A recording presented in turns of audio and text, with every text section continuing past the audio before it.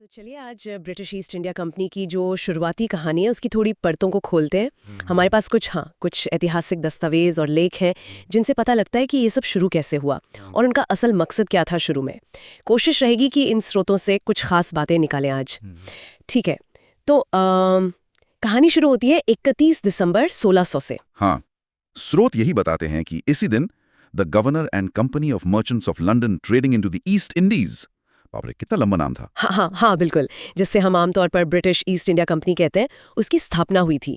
और ये तारीख ही अपने आप में काफी वजन रखती है। हाँ, और ये समझना भी जरूरी है कि ये बस कुछ व्यापारियों का ग्रुप नहीं था जिन्होंने मिलकर शुरू कर दिया। अच्छा, नहीं, इसे बाकायदा इंग्लैंड की महारानी एलिजाबेथ प्रथम ने एक रॉयल चार्टर दिया था, मतलब एक शाही अधिकार पत्र। ओ शाही अधिकार पत्र, जी। और ये सिर्फ एक इजाजत नहीं थी, ये असल में पूर्वी इंडीज के साथ व्यापार पर एक तरह का एकाधिकार था, कम से कम अंग्रेजी नजरिए से। एकाधिकार मतलब मोनोपोली। हाँ, मोनोपोली। ये शाही मोहर जो थी, ये कंपनी को एक असाधारण ताकत देती थी, एक आधिकारिक पहचान। ये चीज उसे उस जमाने की दूसरी व्यापारिक कंपनियों से बिल्कुल अलग खड़ा करती थी। ये तो दिलचस्प बात है। तो जाहिर है उनका मकसद व्यापार था। दस्तावेज साफ कहते हैं भारत और पूर्वी इंडीज के साथ व्यापार। लेकिन ये सिर्फ व्यापार कहने से कुछ ज्यादा गहरी बात लगती है ना? बिल्कुल। जैसे स्रोतों में जिक्र आता है कि उनकी नजर खास तौर पर मसालों पर थी। काली मिर्च, लौंग, जायफल, हाँ, बिल्कुल। और साथ में रेशम, सूती कपड़ा, और हाँ, बाद में चाय भी जुड़ गई।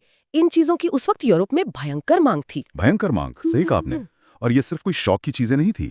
मसाले तो उस जमाने में आप देखिए, खाने को प्रिजर्व करने के लिए, दवाइयों में, हर चीज में इस्तेमाल होते थे। अच्छा। उनकी कीमत सच में सोने जैसी थी। और रेशम, बढ़िया सूती कपड़ा, ये तो समाज में रुतबे की निशानी थे। तो स्रोत यही इशारा करते हैं कि कंपनी का जो शुरुआती ढांचा था, वो पूरी तरह से इसी मुनाफे वाले व्यापार को कंट्रोल करने और उससे से ज्यादा फायदा कमाने पर फोकस था। मतलब पैसा कमाना। हाँ, पैसा कमाना। इसमें जोखिम बहुत था। देखिए, समुद्री यात्राएं खतरनाक थीं, दूसरी यूरोपीय ताकतें थीं मैदान में, पुर्तगाली, डच। हाँ, कंपटीशन तो रहा होगा। बिल्कुल, लेकिन मुनाफे की जो उम्मीद थी वो इतनी ज्यादा थी कि ये सारा जोखिम उठाने लायक समझा गया। शुरुआती जो दस्तावेज हैं, उनमें लागत कितनी आएगी, मुनाफा कितना हो सकता है, इसका बड़ा डिटेल हिसाब किताब मिलता है। तो मतलब शुरुआत एकदम खालिस तौर पर पैसे कमाने पर केंद्रित थी। लेकिन क्या क्या स्रोतों में कहीं इस बात का जरा सा भी इशारा मिलता है कि इस व्यापार के पीछे शायद शुरू से ही कहीं जमीन पर या राजनीति पर कब्जा करने का कोई इरादा छुपा हो, या ये सोच बाद में आई? ये बहुत अहम सवाल है। और देखिए, जो शुरुआती चार्टर है या कंपनी के जो शुरुआती रिकॉर्ड्स हैं, हाँ। उनमें ज्यादातर जोर व्यापार के नियमों पर है। जहाजों का मैनेजमेंट कैसे होगा, मुनाफा कैसे बढ़ेगा, इन्हीं सब बातों पर है। अच्छा। और राजनीतिक या क्षेत्रीय महत्वाकांक्षाओं का कोई साफ जिक्र नहीं मिलता। हाँ। हाँ, ये बात जरूर है कि जिस तरह का एकाधिकार उन्हें मिला था और जिस तरह उन्हें अपनी व्यापारिक चौकियों की सुरक्षा के लिए कुछ सीमित अधिकार भी दिए गए थे, उनमें आप कह सकते हैं कि भविष्य के विस्तार के बीज शायद छुपे हों। हाँ, मतलब वो पोटेंशियल तो था। पोटेंशियल था। हाँ। लेकिन दस्तावेज यही बताते हैं कि 1600 में जब पहला मकसद था, वो पूरी तरह से कॉमर्स का था, व्यापार का था। ताकत का इस्तेमाल अगर सोचा भी गया तो व्यापार को आसान बनाने और कॉम्पिटिटर्स को दूर रखने के लिए, अपने आप में सत्ता हासिल करना लक्ष्य नहीं था शुरू में। समझ गई।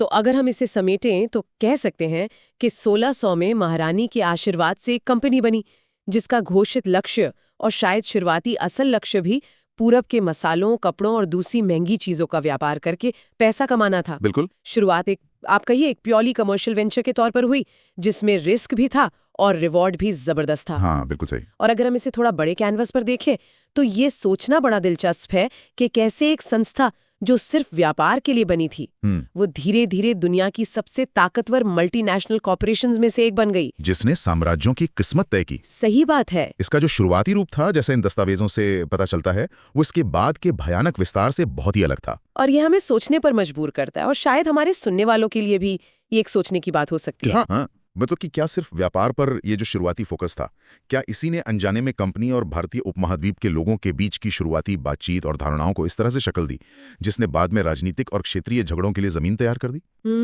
मतलब कि क्या एकदम खालिस व्यापारिक इरादे भी अपने अंदर कहीं ना कहीं दबदबे की, प्रभुत्व की संभावना छिपाए रखते हैं? हाँ, सोचने वाली बात है।